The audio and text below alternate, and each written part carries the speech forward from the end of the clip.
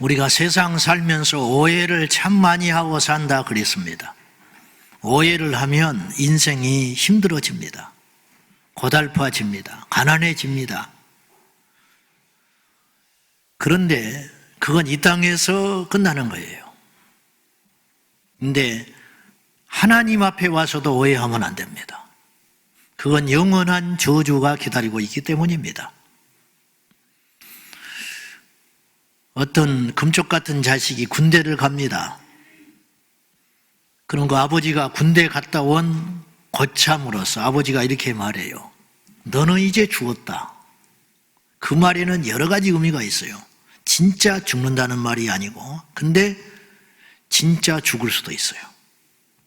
군대에 가면. 물론 군대 안 가도 죽을 수 있겠지만은 너는 죽었다. 너는 이제 늦잠 다 잤어. 자기가 하고 싶은 거 있어요. 늦잠 자고 밤낮이 밖에 사는 아이들. 너는 이제 그렇게 못 살아. 그러면 나 군대 안 가. 그런 사람 없어요. 큰일 났네. 그래. 큰일 났네. 알고 가는 거예요. 가보지 않았는데 군대가 어떤 곳이라는 걸 알고 가는 거예요. 누군가에게 교회를 가자고 전도를 하면 이렇게 말을 합니다. 나 취미 없어. 우리 어머니가 옛날에 그러더만요. 난 취미가 없다. 교회 가는데. 그래서 강제로 끌고 가요. 그러니까는 안 믿어지는 거예요. 왜? 자기는 취미생활이거든요. 마지못해 왔거든요. 자식이 가자고 그러니까 가졌거든요. 설교가 안 들어오는 거예요. 고객이거든요. 인심 써준 거거든요. 그래서 불평이 많습니다. 그래서 트집 잡을 일이 많습니다. 여러분은 지금 교회에 어떤 마음 가지고 오셨습니까? 존 메가더 목사님이, 미국의 존 메가더 목사님이 지금도 생존해 계시는 귀한 종인데, 이분은 이런 책을 썼습니다. How to Believe. 그걸 이제 영어로 그대로 번역을 하면 믿기가 참 어려워. 그런 뜻이래요. 믿기 어려워. 이 책이 우리나라 번역이 되면서 이렇게 번역이 됐어요. 제목이 값비싼 기독교. 완전 다른 말이지만은 의미는 전달이 되는 거예요. 아마 의도적으로 값싼 기독교라는 천박하고 싸구려 취급받고 있는 이 땅의 기독교 신앙에 대해서 일침을 가하며 원래 기독교 신앙은 그런 싸구려가 아니다. 그걸 강조하려고 값비싼 기독교. 여러분, 믿는 건 어려운 겁니다. 교회 나와서 주님을 만나는 것은 만만한 일이 아닙니다. 근데 이 땅에 수많은 사람들이 교회를 백화점 오는 마음으로 오는 것입니다.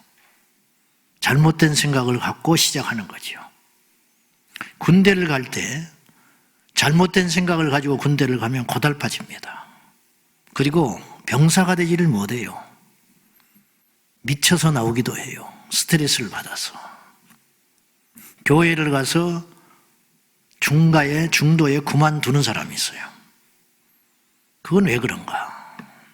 그리고 좀 더 본질적으로 제가 오늘 말씀드리고 싶은 것은 뭐냐면은 왜 사람들은 그렇게 교회를 오해하고 출발하게 되는가? 그 모든 책임은 전적으로 교회의 지도자들에게 있다.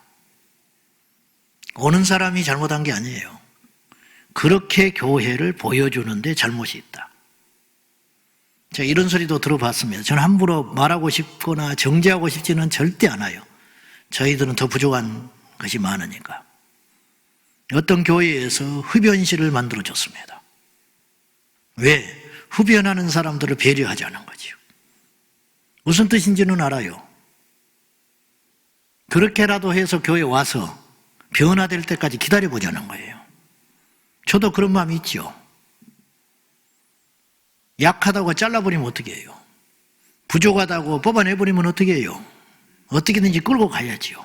그러다 보면 변화될 날이 올 걸 믿기 때문에 가야지요. 그러나 이건 선을 넘었다고 봐요. 군대에 가서 늦잠 자는 아이를 배려하기 위하여 9시, 10시까지 자야 하는 아이가 있어. 얘는 못 일어나요. 그러니까 모든 군인들에게 명령을 내렸습니다. 기상시간을 9시로 늦춘다. 그러면은 좋아하겠지요. 당장은. 그러나 병사는 못 되는 겁니다.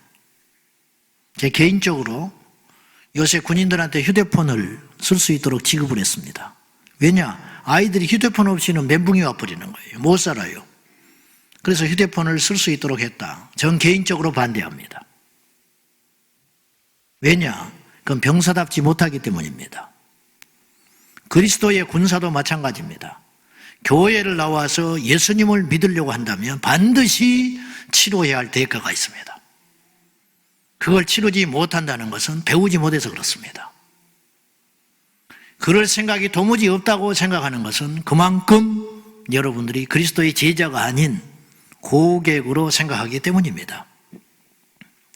요한복음 6장에 보면은 예수님을 따르는 무리들이 있었는데 6장 2절은 분명히 이렇게 이야기하고 있어요. 그들이 주님을 찾아 나온 이유가 있는데 유월절을 당하여 많은 사람들, 줄잡아 5,000명 이상의 사람들이 모여서 예수님의 말씀을 들으러 모였는데 예수님이 좋아서 모인 것이 아니고 예수를 믿어보려고 믿은 게 아니라 그들은 뭐 때문에 모였냐. 이게 동기가 애초에 잘못된 거예요. 그래서 그들은 하나도 남지 않아요. 잘못된 동기로 모인 공동체는 반드시 무너집니다. 이들이 왜 모였냐? 성경에 이렇게 써 있어요. 이들이 온 것은 주님께서 병자를 고쳐주는 등 이런 기적과 표적을 베풀므로 그 자리에 와 있는 거예요. 그러니까 병 고치는 것을 구경하러 왔든지 아니면 나와 우리 가족 중에 병든 자가 있어서 그 문제를 해결받기 위해서 예수님께 온 거예요. 그러니까 그 문제만 해결해 주면 이 사람들은 계속 주님께 붙어 있을 참이에요. 그리고 날이 저물어 식사 시간이 지나갔는데 이들이 줄여 있는 걸 알고 예수님이 그 유명한 오병이의 기적을 베풀어 줍니다. 그러니까 이들이 더 미쳐버리는 거예요. 세상 말로. 그냥 주님의 능력을 또 경험하게 된 거예요. 이제 여기서부터 심각한 오해들이 생기기 시작합니다. 이들은 이제 예수님은 안중에도 없어요. 이들의 목표는 이제는 떡이 됐어요. 그러자 주님께서 쫓아온 그들을 향하여 안타까이 여기셔서 이렇게 말씀하셨습니다. 너희가 나를 따라온 것은 강 건너까지 따라오거든요. 예수님 따라서. 너희들이 나를 따라온 것은 표적 때문에 온 것이 아니고 내가 하나님의 아들이기 때문에 찾아온 것이 아니고 내가 너에게 베풀어진 떡으로 인하여 먹고 배불렀기 때문에 여기까지 왔구나. 잘못됐다 이 말이에요. 나를 찾아온 것 동기 자체가 잘못됐다는 거죠. 많이 모였는데 열심히 있는데 동기가 잘못된 거예요. 그리고 주님께서 나는 생명의 떡이야. 내가 생명의 떡이지 내가 너희들에게 주는 이 떡이 생명이 아니야.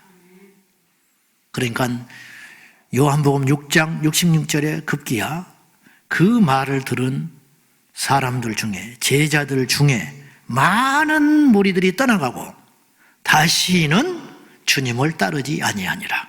그렇게 써 있어요. 안 따랐어요. 평생 안 따랐어요. 왜냐? 실망했다 이 말이죠. 왜냐? 저분 따라다녀봤자 별것 없다는 거죠. 그리고 12명만 남았습니다. 주님이 묻습니다. 너희도 가려느냐? 사정하는 게 아니에요. 붙잡으려는 게 아니에요. 확인하는 거예요. 너희들도 가려느냐? 그러자 나서기 좋아했던 베드로가 영생의 말씀이 계시오매 우리가 어디로 가오리까? 안 갑니다. 떡 안 줘도 됩니다. 병 안 나도 됩니다. 주님만 계시고 주님이 우리에게 주시는 그 말씀에만 떡을 먹으면 우리는 이 자리에 있겠습니다. 그래서 내가 너희를 택한 것이 아니냐. 주님만을 본질로 보는 사람, 죽든지 살든지 예수님만 따라가려는 사람, 그 사람이 제자다 이 말이죠. 이 땅의 교회는 죄송하지만 고객으로 넘쳐나고 있습니다. 팬으로 넘쳐난다 이게요. 팬은 제자와 달라요. 팬은 자기 때문에 다니는 거예요. 자기가 좋아서 예수님 쫓아다니는 거예요. 여러분, 연예인 좋아하는 팬, 운동선수 좋아하는 팬, 툭하면 바뀌잖아요. 우리 아이들 사춘기 때 BTS 좋아한다고 지금 난리 법석 떠는데 30살이 돼도 그럴까요? 그때 가면 또 달라집니다. 그리고 이렇게 이야기, 내가 왜 그때 그랬는지 모르겠대. 이게 팬이에요. 변한 거예요. 그리고 또 다른 팬이 또 생긴 거예요. 이게 고객이라는 거지요. 제자는 그렇지 않습니다. 오늘날 교회 안에 가만히 침투한 세상적 흐름들이 많습니다. 교회는 더 편리해야 된다. 교회는 더 상식적이어야 한다. 교회는 더 안락해야 한다. 그런가요? 의자가 불편하니까 편하게 만들어져야 됩니다. 더우니까 시원하게 만들어져야 됩니다. 주차장이 부족하니까 주차장을 자꾸 늘려줘야 됩니다. 그래야 사람들이 올 수 있습니다. 여러분, 주차장 때문에 교회 오는 조건이 안 된다면 그 사람은 제자 아닙니다. 교회 안에 흡연실을 만들어주는 교회가 있는가 하면 제가 들은 교회는 이런 교회도 있습니다. 며칠 전에 어떤 목사님과 교제하고 이야기하다가 들은 이야기인데 그 교회가 계속 경고를 했대요. 성도들한테. 목사님이 한 500명 정도 모이는 교회인데 술, 담배 하지 말아라. 지금 여기도 이 말씀 때문에 괴로워하는 사람이 있을지 모르겠습니다. 시험 들라고 한 소리는 아닙니다. 분명히 들으라 이 말이에요. 계속 경고했어요. 근데 들려와요. 아직 내기에는 우리 성도들 중에 그런 사람은 아직 안 들어와요. 내가 기가 먹었는지 언제 깔끔하게 위장을 하는지는 모르겠지만은 어쨌든 안 들어오는데, 그래서 이 목사님이 어느 날 이렇게 말을 했어요. 앞으로 술, 담배를 정리하지 못할 사람은 우리 교회를 나가시오. 가족과 함께 나가십시오. 그리고 그걸 이해할 수 있는 교회로 옮기셔서 신앙생활을 하시기 바랍니다. 그리고 믿음이 생기거든 다시 오십시오. 그랬더니 150명이 떠났어요. 그러니까 떠난 게 아니고 내보내버린 거예요. 우리 교회 못 다닌다 이 말이에요. 그런 사람들은. 그런 교회가 있더라 이 말이죠. 우리 주님은 군중들을 억지로 끌고 다니지 않았어요. 그리고 우리 주님은 누군가를 배려한 흔적이 없어요. 무참하게 말을 해버립니다. 잔인할 정도입니다. 잔인할 정도. 오늘날 주일날 현장에 와서 예배를 못하니까 공간은 부족하고, 그래서 토요일날까지 활용을 해가지고 토요일날 예배를 드리는 교회들이 있을 수 있습니다. 함부로 말하지 않는다고 그랬어요. 우리도 어찌 될지 모르니까 배려한 거지요. 배려. 그러나 아주 잘못된 물꼬를 트기 시작한 겁니다. 아주 잘못된 물꼬를 트기 시작했다.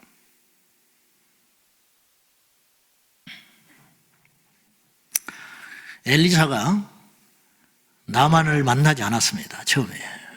나만 장군이 열왕기하 5장에 보면 나병이 걸렸는데 이스라엘에서 잡아온 여종 하나가 자기 고향에는 선지자가 있다.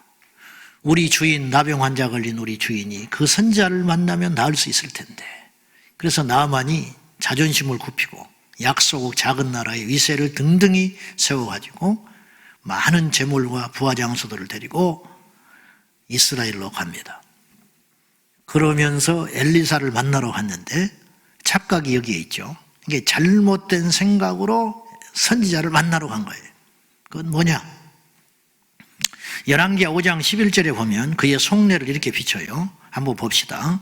시작. 나만이 노하여 물러가며 이르되 내 생각에는 그가 내게로 나와서 그의 하나님 여호와의 이름을 부르고 그의 손을 그 부위 위에 흔들어 나병을 고칠까 하였도다. 여기서 치명적인 잘못된 생각이 하나, 내 생각. 그건 나만의 생각이에요. 주님의 뜻은 아니에요. 내 생각에는 이런 마음으로 오늘 이 자리에 왔다 이 말이에요. 내가 누구냐? 감히 나한테 나와보지도 않고 종을 보내가지고 요단강에 가서 7번 잠그고 가시오. 야, 우리나라는 요단강만한 물이 없냐? 더 깨끗한 물이 얼마든지 있어. 가자.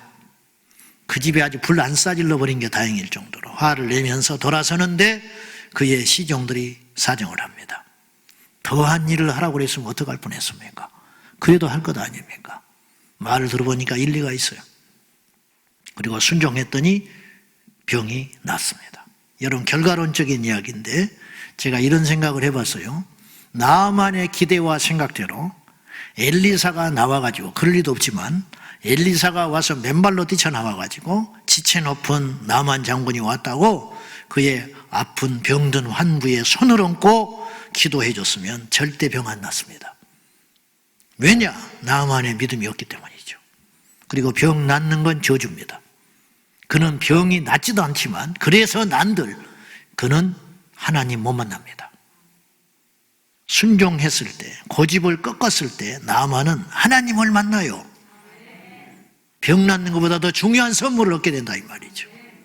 내 생각에는 여러분의 생각을 가지고 교회에 오는 수가 있어요. 내가 가면 이렇게 해줄 거야.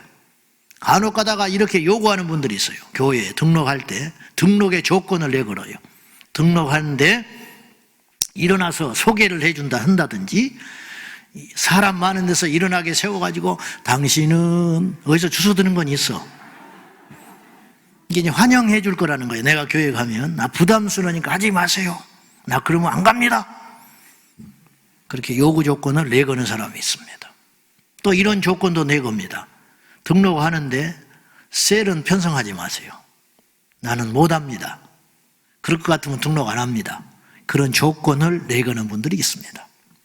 어떻게 해야 될까요? 우리는 어떻게 해야 될까요? 그분들의 요구를 들어주면 이건 자존심의 문제도 아니고 교회 룰의 문제가 아니에요. 어렵지 않습니다. 들어줄 수 있습니다. 그러나 그들이 하나님 만날 수 있을까요? 그렇게 해서 회개할 수 있을까요? 카일 아이들먼 목사는 펜과 제자라는 책을 썼는데, 제가 그 책을 여러 번 소개했는데 기회가 되시면 읽어보기를 원하는데요. 펜과 제자라는 책에서 그분이 그 책을 쓰게 된 동기가 있어요. 동기.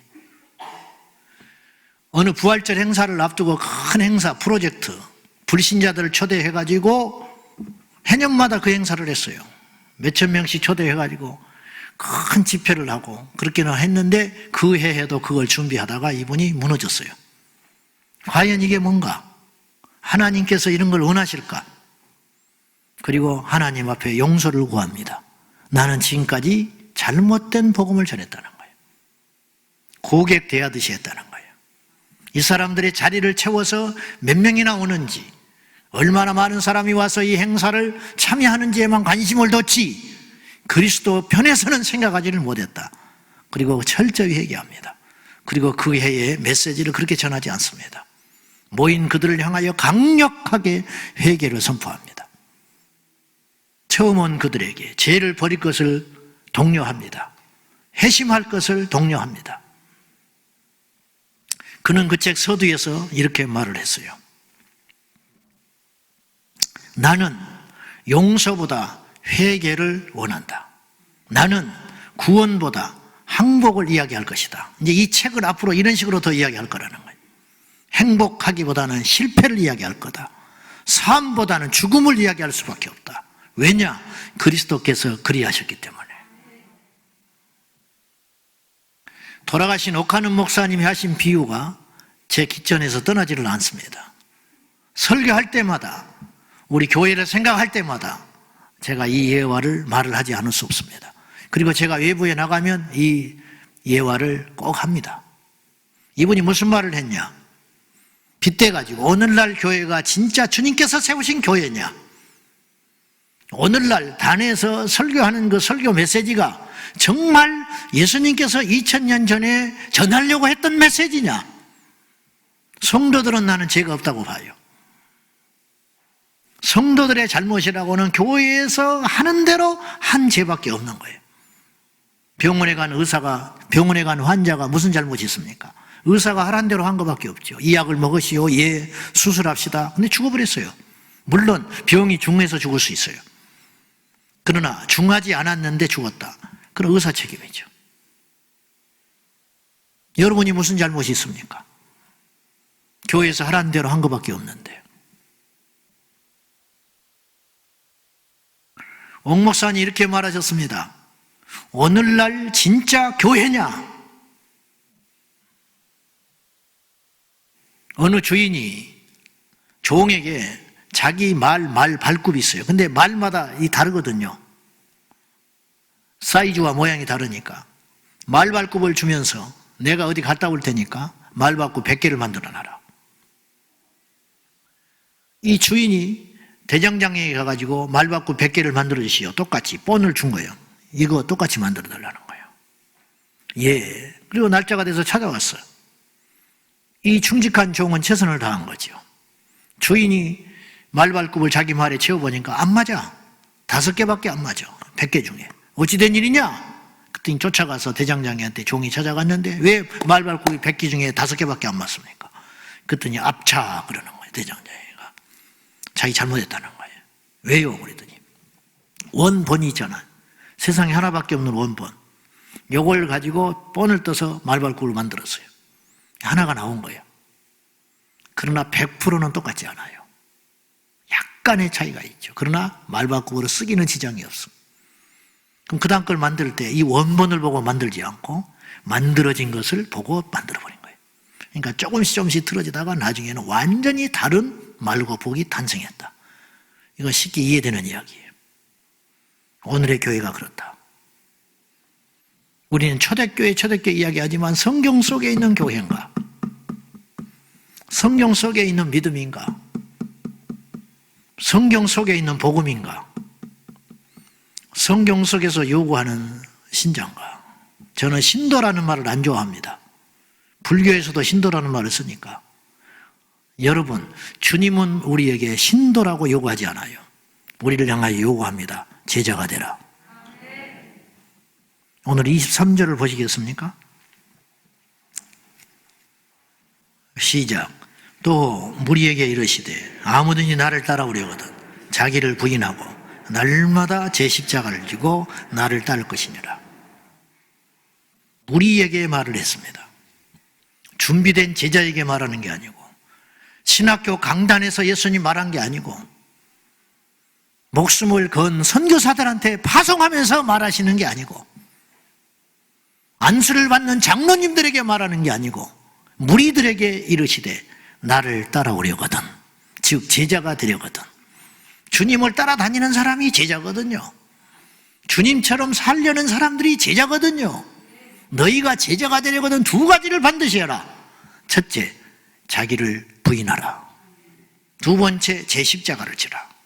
십자가는 고생 정도가 아니라고 그랬어요. 십자가는 죽는 것이라고 그랬어요. 그 당시 굉장히 강한 말을 한 거예요. 즉 우리 교회 처음에 등록을 딱 했어요. 그러면 제가 이렇게 물어보는 거예요. 우리 교회 다니시려면 이제부터 당신의 고집은 없어져야 됩니다. 내일부터 새벽기도 나오십시오. 아니, 내가 직장이 어려워서 새벽기도 어려운데요. 그럴 수 있잖아요. 똑같은 거예요. 여기서 자기를 부인한다는 말은 무슨 뜻이냐면 다른 버전의 성경은 이렇게 해석을 했어요. 예수님이 이렇게 말하셨다는 거예요. 결정은 내가 한다. 너희가 하는 것이 아니야. 그렇게 말하셨다는 거예요. 기억하세요. 여러분이 우리 교회를 와서 예수님의 제자가 되려거든 이제 모든 결정은 주님이 하도록 하셔야 합니다. 토요일 날 예배 안 되는 거예요. 교회 흡연실을 만들 수 없는 거예요. 주일을 와서 생명 걸고 지키든지 뛰쳐나가든지 담배를 끊어버리든지 피우면서 세상에 제멋대로 살든지. 교회 와서 담배는 안 되는 거예요. 음란을 버리세요. 성중독 버리세요. 쉬운 일은 하나도 없어요. 가끔 인터넷에 보면 이런 광고가 뜹니다. 300만 원으로 30억을 벌었다. 거짓말입니다. 속지 마세요. 돈은 그렇게 쉽게 벌어지는 게 아니에요. 전부 사기꾼입니다. 교회만 다녀서 천국 못 갑니다. 정기적으로 예배 주일날 꼬박꼬박 참석한다고 제자 되지 않습니다. 나를 버려야 제자 됩니다. 십자가를 질 각오를 해야 제자 됩니다. 즉 죽을 각오. 죽을 수 있다. 카일 아이들먼 목사님이 가슴 아픈 이야기를 그 책에서 했어요. 어느 날 어떤 성도가 이 목사의 설교 때문에 교회를 안 나온 사람이 생긴 거예요. 이건 목사에게 있어서 치명적인 상처입니다. 잠을 못 잘 일이에요. 자기 설교 때문에 어떤 사람이 교회를 안 나온다는 거예요. 아니, 믿음을 주려고 설교를 하는데 그 설교 때문에 교회를 안 나온다는 거예요. 그래서 이분이 전화를 했어요. 어렵사리 전화 연락이 됐습니다. 성도님이 제 설교 때문에 힘들어 하신다고 들었습니다. 그랬더니 어색한 침묵이 흐른 거예요. 그렇지 않겠어요? 대놓고 당신 설교 때문에 나 교회 안 나가. 그렇게 말하기 어렵죠, 당사자한테. 이리저리 말을 돌리다가 왜 어떤 부분이 그렇게 힘드십니까? 그랬더니 침묵하다가 속에 있는 진실을 이야기했어요. 목사님의 설교는 내 삶을 송두리째 흔들어 버립니다. 그래서 나는 교회를 못 다니겠습니다. 그때 가일 목사님이 안심을 했대요. 안심. 어찌 보면 참 무책임한 말 같지만은 왜 안심을 했냐? 적어도 자기가 잘못한 건 아니다. 적어도 이 사람이 듣지 못하는 거다. 예수님은 떠나가는 제자들, 떠나가는 무리들을 향하여 사정하지 않았습니다. 사마리아 수가성에 가가지고 한 여인을 만났는데 그 여인에게 이렇게 말해요. 가서 남편을 데려와라. 우리라면 그렇게 실수할 수 있어요.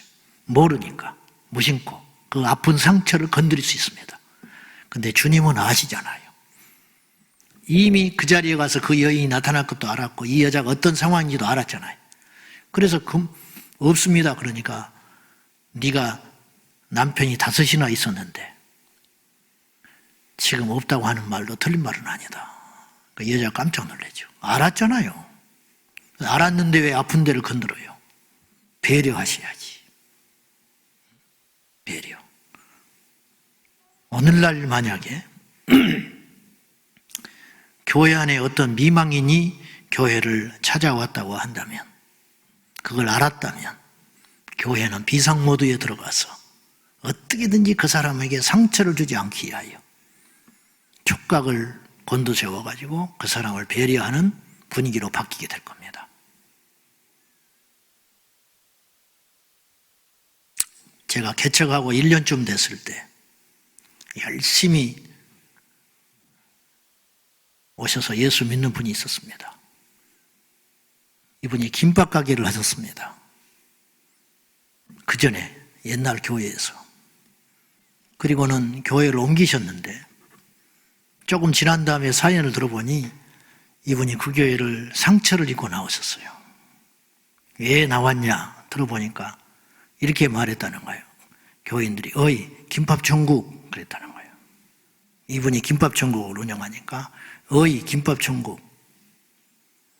그래서 자기는 교회를 나왔대요.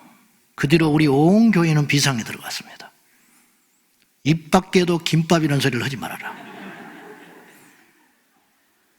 그 사람 떠난다. 그분이 나타나면 언어를 굉장히 조심해서 썼습니다.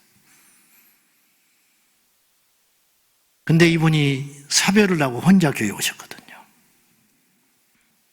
열심히 헌신을 하고 하더니 어느 날 교회를 떠났습니다. 그 이유가 뭐냐면 교회 주보에 부부 모임을 한다고 광고를 내는 순간 그분은 떠났습니다. 왜냐? 자기는 부부라는 말만 들으면 감당을 못한다는 거예요.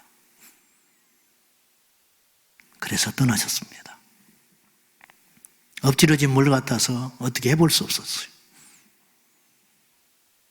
제가 이런 설교 자체도 상당히 마음이 무겁습니다. 여러분에게 상처가 될 것 같아서. 그렇지만 우리를 좀 보자 이 말이에요. 그런 상황을 통해서.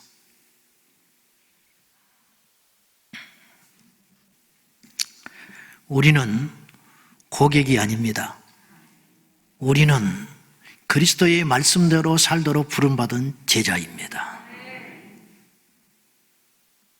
오늘 일부 예배 후에 새신자가 몇 분 등록하시면서 이제 제가 여쭤보거든요. 시간이 많지 않으니까 그 만난 자리에서 어느 교회 다녔습니까?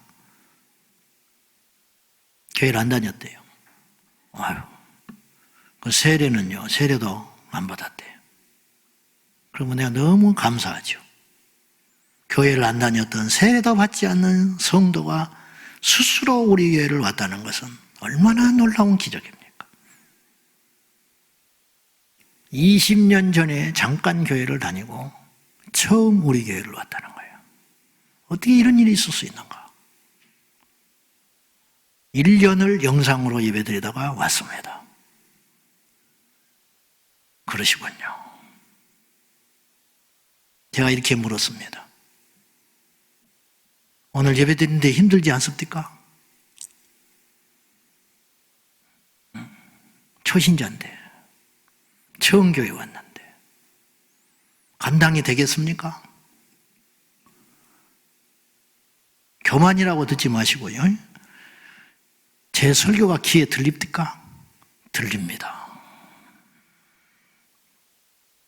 그런 분들이 종종 있어요. 들린다는 거예요.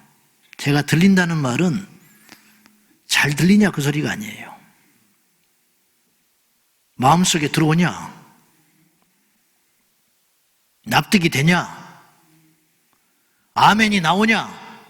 그 소리거든요. 들린대요. 30년 다녀도 안 들리는 사람이 있는데 교회에 처음 왔는데 들린다는 거예요. 가끔 가톨릭 신자 중에 예배를 드리는 사람이 있습니다. 들린다는 거예요. 그럼 그분은 이제 가톨릭 못 다닐 겁니다. 앞으로. 지난 주간에 제가 로버트 실러 이야기, 목사님 이야기를 잠깐 했는데 오늘 제가 구체적으로 다시 한번 할게요. 그분은 1982년 세상적으로 보면 최정상에 서 있을 때 1982년 자기 존중, 새로운 종교개혁이란 책에서 이런 주장을 했습니다.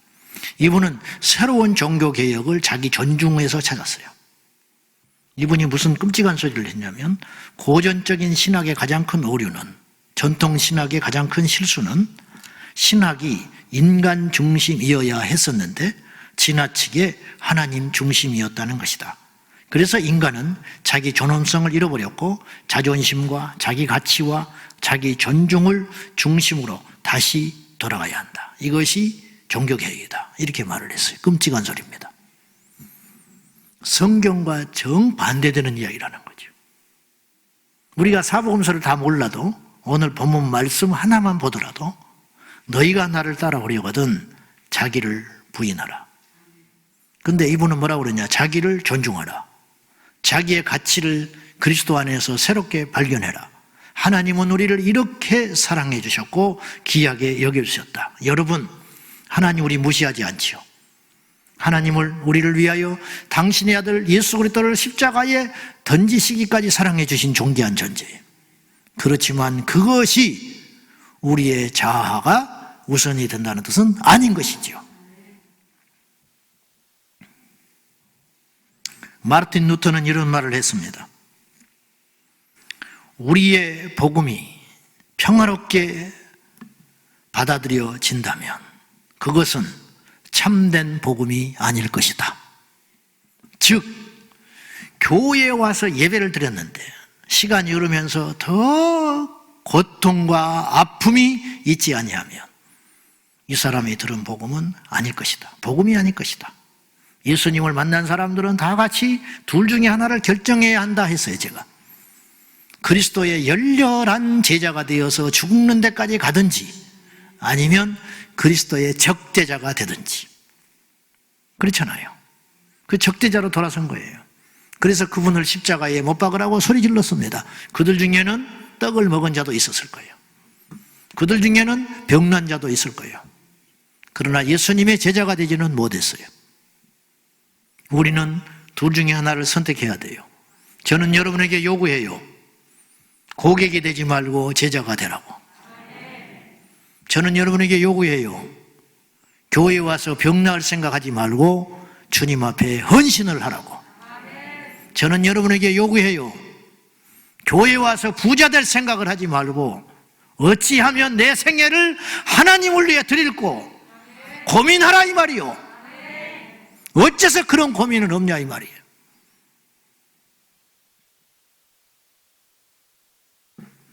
예수님을 만나러 교회에 찾아오신 성도는 반드시 두 가지 하나 중에 직면해야 된다고 저는 봐요. 그건 뭐냐? 첫째는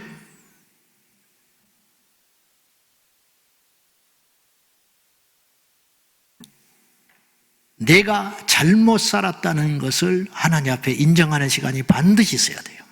베드로처럼 주여 나를 떠나소서 나는 죄인입니다. 교회에 와서 그리스도의 말씀과 복음을 들으면 반드시 첫째 관문을 통과해야 되는데 그것은 뭐냐? 내가 내 자신이 철저히 죄인이었다는 거. 죄인은 위로한다고 변화되지 않아요. 죄인은 회개해야 변화되는 거죠. 두 번째는 반드시 새로운 그리스도 예수 안에의 삶을 요구받아야 되는 거죠. 이제는 이렇게 살아라. 그 요구를 매 시간마다 우리가 받아야 된다는 거죠. 이것이 정상적인 복음의 역할이라는 거죠. 다시 말합니다. 진정한 복음은 그리스도 예수 안에 돌아왔을 때 진정한 복음을 만난 사람은 반드시 자기가 얼마나 악한 죄인인가를 고백할 수밖에 없다. 두 번째, 지금까지 내가 살아왔던 삶의 패턴이 아닌 새로운 하나님 나라의 백성과 시민과 제자로서의 삶을 요구받는다. 카일 아이들먼 목사님 팬인가 제자에서 내가 고객인지 팬인지를 구분하는 기준이 5가지가 있다고 이야기했어요. 첫째, 예수님을 믿는다고 말로만 고백하는가 아니면 실제로 그분을 따르고 있는가. 두 번째, 당신은 예수님에 대해서 알고 있는가 아니면 그분을 진정 아는가. 세 번째, 예수님은 당신이 사랑하는 여러 대상 중에 한 명인가 아니면 그분만 사랑하는가. 네 번째, 당신은 안보다 밖을 더 신경 쓰는가 아니면 밖보다 안을 신경 쓰는가. 이게 무슨 말이냐면 겉에 드러난 형식과 예식 그걸 중요하게 생각하는가 아니면 하나님과의 관계를 소중히 여기는가. 제가 설교를 하면서 오늘 몇 명이 나왔지? 누구는 안 보이지? 오늘의 찬송이 이렇지? 그건 밖의 이야기라니. 밖의 이야기.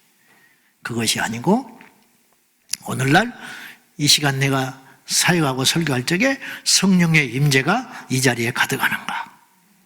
그것에 대한 고민이 있냐. 진정한 회심과 변화가 오늘 예배 가운데 일어나고 있는가.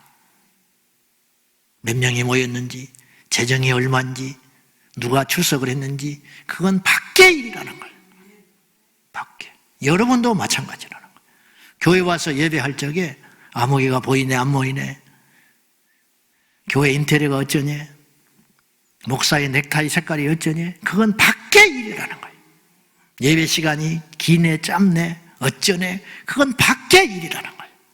진정한 예배의 가치와 기름 부음은 그 예배를 통하여 그리스도 안에서 완전히 내 영혼이 뒤집어져서 변화되는 데 있다 이 말이에요. 그것이 있냐? 그것이. 여러분, 더 이상 죽은 제사를 드리면 안 돼요. 더 이상 생명 없는 예배를 드리면 안 돼요. 더 이상 겉과 속이 다르면 안 돼요. 더 이상 계급주의, 파벌, 인본주의, 그런 나부랭이 가운데 내 영원한 생명을 그 안에 가두어서 숨도 못 쉬게 그렇게 만들 수는 없어요. 이건 너무 비참한 그리스도인이 되는 거죠. 가난은 어떻고 부함은 어떻고, 세상에 높으면 어떻고 낮으면 어떻고, 그것들이 우리를 좌우하지 못하게 하라. 어째서 그러냐 이 말이죠. 어째서. 다섯 번째, 마지막으로 자신의 힘을 믿는 편인가 아니면 성령 충만한 제자인가, 그 질문을 던지고 있어요. 어제 우리가 유년부 소년부 예배를 드렸다고 그랬어요. 이곳에서 복음을 쉽게 전할 수는 있어요. 아이들이니까 이해하기 쉽게. 내가 이렇게 설교하면 애들이 힘들겠죠 지금. 그러나 그 복음 안에 있는 중심의 메시지는 다 놓아야 돼요. 아이들이든 어른이든 초신자든 기신자든 누가 그 자리에 모여있든지 간에 복음의 중심은 확고해야 돼요. 그건 뭐냐? 예수 그리스도와 십자가여야 한다는 거예요. 어른들에게도 십자가를 지라고 설교를 했다면 초등학교 아이들이 모인 자리에서도 십자가를 지라고 말을 해야 된다는 거예요. 단지 어른에게는 십자가를 진다는 말만 던져도 이해하지만 아이들은 십자가를 지라 하면 이해를 못하니까 십자가 지는 삶에 대하여 구체적으로 말을 할 수 있어야 하지요. 그러나 십자가를 안전할 수는 없다는 거예요. 이것이 복음의 본질이기 때문이죠. 오늘 제가 두서없이 이런저런 설교를 하게 됐는데 요지는 이것이에요. 더 이상 교회에 와서 누리지 말아라. 더 이상 고객이 되지 말아라. 더 이상 돌봄만 받으려고 하지 말아라. 그리스도의 제자로 성숙하게 서라. 그렇게 말씀드리고 싶어요. 오래 다니는 교회 생활, 신앙의 연륜이 여러분의 믿음을 보장해 주지 못해요. 여러분의 직분이 여러분을 보장해 주지 못해요. 많이 모였다고 해서 그게 믿음이 아니에요. 그 안에 제자가 얼마나 되느냐, 그리스도를 위해서 헌신하고 희생하는 프로테지가 얼마나 되느냐, 그것이 그 교회의 건강성을 좌우하는 것이라고 봐요. 군중이 되지 마세요. 무리가 되지 마세요. 구경꾼이 되지 마세요. 그리스도의 제자가 되세요. 마지막으로 팬인과 제자에서 윌리엄 보드 선교사 이야기를 했어요. 윌리엄 보드는 1800년대 말에, 그러니까 지금부터 100년도 훨씬 전에 미국의 거대한 낙농업자 후손으로 태어났어요. 그러니까 엄청난 부자예요. 오늘로 따지면 재벌집 아들로 태어났다는 거예요. 엄청난 부호의 아들로 태어났는데 어릴 때부터 주님을 만나요. 그리고 그의 인생을 하나님께 드리기를 원했어요. 그러던 어느 날 원체 돈이 많으니까 그 어머니가 이 아들을 세계 일주를 보냅니다. 가서 넓은 세상을 구경하거라. 그 옛날에. 근데 그는 뜻이 다른 데 있었어요. 이 세계 여행을 통하여 즐기는 게 아니고 구경하는 게 아니고 하나님께서 나에게 어떤 부르심을 요구하는가, 그걸 발견하기 위해서 10대 청소년 때 세계 여행을 떠납니다. 그리고 비전을 발견하고 돌아왔어요. 그게 뭐냐? 복음이 전해지지 않는 것이 너무 많다는 걸 알게 됐어요. 그래서 자기는 꿈을 정해요. 그리고 편지를 보냅니다. 고향 땅에 있는 부모님에게 편지를 보내. 부모님, 나는 내 인생의 꿈을 발견했습니다. 복음이 전해지지 않는 곳에 내 생애를 드리려고 합니다. 그리고는 거기에다가 편지에다가 이렇게 썼어요. 남김없이 내 생애를 드리겠다는 거예요. 그리고 성경책 뒤에다가 썼어요. 남김없이. 그리고 고국으로 돌아왔는데 아버지가 강제로 미국의 예일대학에 입학을 시켜버립니다. 예일대학에 들어가서도 이 윌리엄 보드는 열심히 살았지만 그곳에서 말씀 읽기와 기도 운동을 하기 시작해요. 그리고 예일 선교회를 만들어가지고 노숙자 사역을 하고 그가 말씀 읽기와 기도 운동을 했을 때, 그가 4학년이 됐을 때, 나중에 프린스턴 대학원에 입학을 하는데, 예일 대학 4학년이 됐을 때 예일 대학교 내에 1000개의 소그룹이 생겨요. 윌리엄 보드 한 사람으로 인하여 말씀 읽고 기도하는 운동이 1000개 그룹이 생겨. 그리고 그 대학 다닐 때 자기 아버지가 일찍 죽어버리고 말아요. 아버지의 장례를 치르고 그는 결심을 합니다. 후퇴 없이 이 길을 가리라. 그리고 그 유산을 받는 것을 내려놓고 그 길을 가려고 마음을 먹어요. 그래서 후퇴 없이 성례책에 놨습니다. 그리고 그는 중국 산둥성에 가서 복음을 전하려고 하다가 이슬람 아랍어를 자기가 배워야겠다, 아랍의 문화를 익혀야겠다 생각되어서 이집트 카이로로 갑니다. 그래서 25살의 나이에 이집트 카이로에 가가지고 아랍어를 공부하다가 한 달 만에, 간지 한 달 만에 척수염에 걸려서 그는 죽고 말았습니다. 25살에. 비참하지요. 그러나 그건 그의 죽음 한 사람으로 끝나지 않았어요. 사람들은 이렇게 이야기할지 몰라요. 하나님이 그럴 수 있는가? 그러나 그는 마지막으로 그의 성경책에 이 한마디를 남겼어요. 후회 없이, 남김없이, 후퇴 없이, 후회 없이. 근데 그의 삶은 절대 헛되지 않았어요. 그가 죽은 후에 예일대학교에 수많은 젊은이들이 도전을 받았습니다. 그리고 그의 이야기를 듣는 수천 명의 젊은이들이 선교사로 헌신을 했습니다. 그러니까 그의 사역은 결코 헛된 일이 아니었고, 지금도 오늘 이 강단에서 제가 이야기하고 있잖아요. 지금도 그는 죽었으나 말하고 있는 거예요. 이것이 제자의 삶이라는 거죠. 들을 게 있는 자는 들으십시오. 인생을 시시하게 살든지 인생을 그리스도를 위해서 헌신하든지 여러분이 결정하십시오. 기도하겠습니다. 하나님 아버지, 주님의 제자가 되기를 원합니다. 입만 열면, 눈만 뜨면 제자라는 단어를 보고 외칩니다. 그러나 무엇을 희생했는지는 모르겠습니다. 주여, 우리는 더 이상 고객의 자리로 이 자리에 있지 않기를 원합니다. 그리스도의 제자이고 싶습니다. 다시 오실 우리 주님 앞에 부끄러운 모습으로 서지 않도록 도와주시옵소서. 예수님의 이름으로 기도하옵나이다. 아멘.